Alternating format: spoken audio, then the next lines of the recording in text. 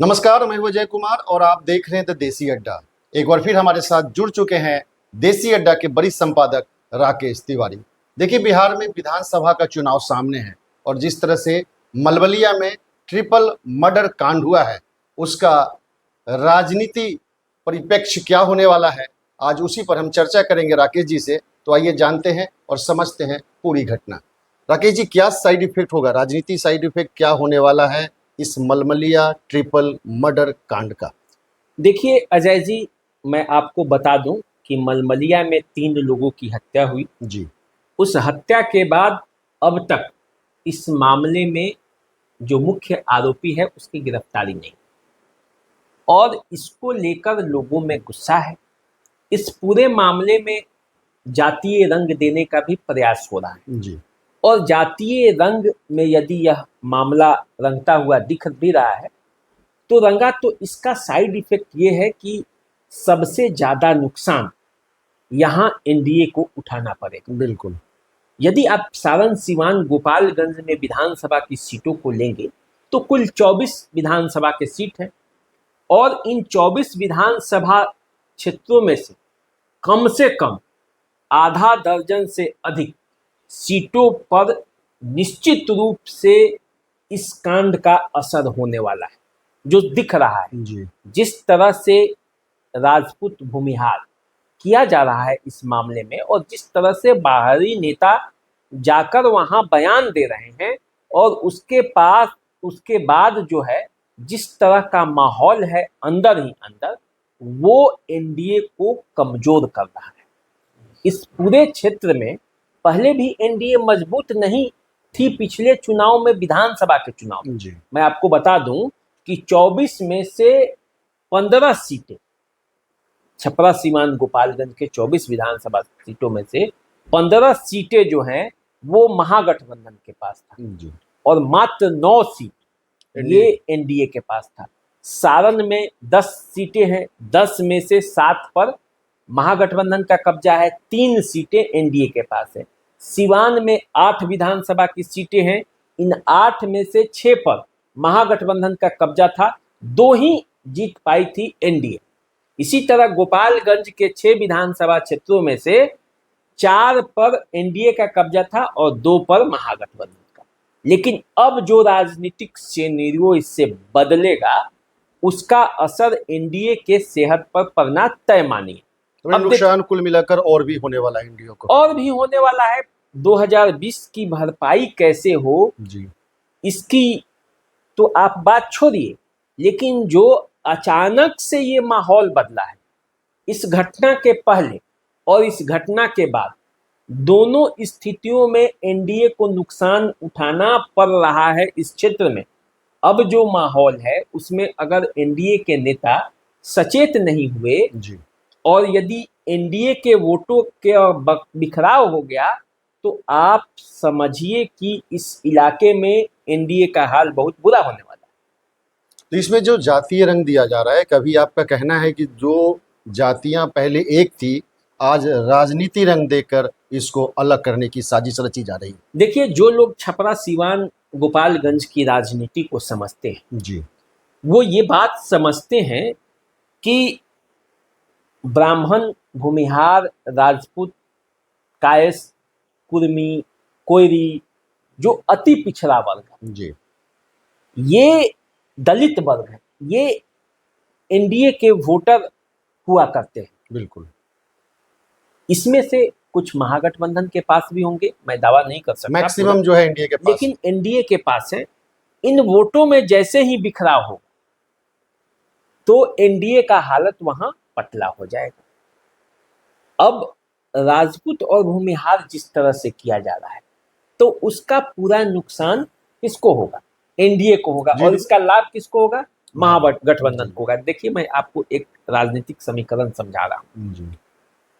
जिन सीटों पर राजपूत और भूमिहार कैंडिडेट होंगे, यदि उन सीटों पर इन दोनों जातियों में से कोई एक जाति उनको वोट नहीं देगा, तो उन सीटों पर महागठबंधन के जीतने की संभावना बढ़ जाएगी। बिल्कुल। अब देखिए, यदि एनडीए का कैंडिडेट कोई भूमिहार खड़ा होता है और राजपूत उसे वोट नहीं करता है, तो क्या होगा, आरजेडी, कांग्रेस, वाम दल, इनका वोट एक मुश्त होगा और जो इधर से वोट कटेगा वो जाकर उधर जुड़ जाएगा, ट्रांसफर हो जाएगा। इसी में जन सुराज भी है। जी बिल्कुल। तो ऐसी स्थिति में उनके लिए भी एक अपॉर्चुनिटी है। उनके लिए भी एक अपॉर्चुनिटी है। जी। और जैसे ही वोटों में बंटवारा होगा तो एनडीए की स्थिति कमजोर होगी। अब ऐसे देखिए, गुरिया कोठी से देवेश कांत सिंह विधायक हैं, भूमिहार जाति से आते हैं। जी।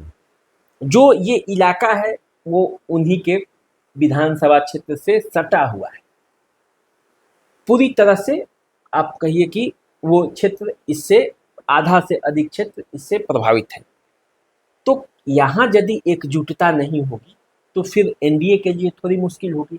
अब आ जाइए बगल में बनियापुर है, वहाँ केदारनाथ सिंह है, वो आरजेडी के कैंडिडेट हुआ करते थे, आरजेडी के जीतते थे, लेकिन इस बार वो जनता दल यूनाइटेड से उनको टिकट मिलेगा और जनता दल यूनाइटेड और एनडीए का कोर वोटर भूमिहार है।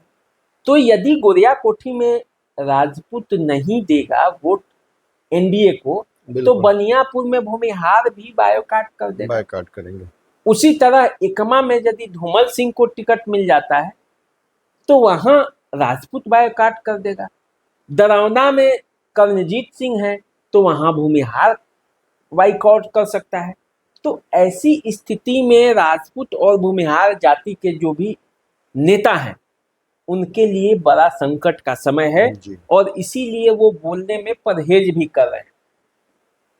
वो कैसे बोले, किसके पक्ष में बोले, क्योंकि देखिए अभी जो है लोगों में गुस्सा है, लोग इस बात को समझते समझते समझेंगे कि कैसे उन्हें चढ़ाया जा रहा है, कैसे उन्हें बताया जा रहा है, लेकिन तब तक तो देर हो चुकी होगी और जो गांठें एक बार मन में बैठ जाती है बिल्कुल तो बैठ जाती है। अब देखिए संजय सिंह जो जनता दल यूनाइटेड के नेता हैं वो पहुंचे थे कौरिया गांव और उनके जो बयान आए उसके बाद से और मामला वहां जो है एनडीए के वोटों में बिखराव दिख रहा है। अब कहने वाले कहें, नहीं कहने वाले नहीं कहें, लेकिन सच्चाई यही है और इस सच को स्वीकार करना ही पड़ेगा एनडीए को और उसको इसमें यदि अपनी स्थिति बेहतर करनी है तो उसको इसका हल भी ढूंढना पड़ेगा कि कैसे पीड़ित परिवार के साथ न्याय हो और कैसे अपराधी को पकड़ा जाए। बिल्कुल। और यदि अपराधी के पक्ष में कोई जाति के स्तर पर यदि खड़ा हो जाएगा तो ये उसके लिए भी मुश्किल है। तो अपराध और अपराधी के खिलाफ लोगों को, चाहे वो किसी भी दल के हों, एनडीए के हों, महागठबंधन के हों, उनको खड़ा होना ही होगा। नहीं होंगे तो राजनीति में जिसको फायदा होने वाला है वो फायदा ले जाएगा। पूरा साइड इफेक्ट जो मलमलिया ट्रिपल कांड का है तो उसका ये दिखेगा। अब देखिए इसमें नेताओं की क्या गलती है, ये जो घटना घटी इसमें नेताओं की गलती नहीं है।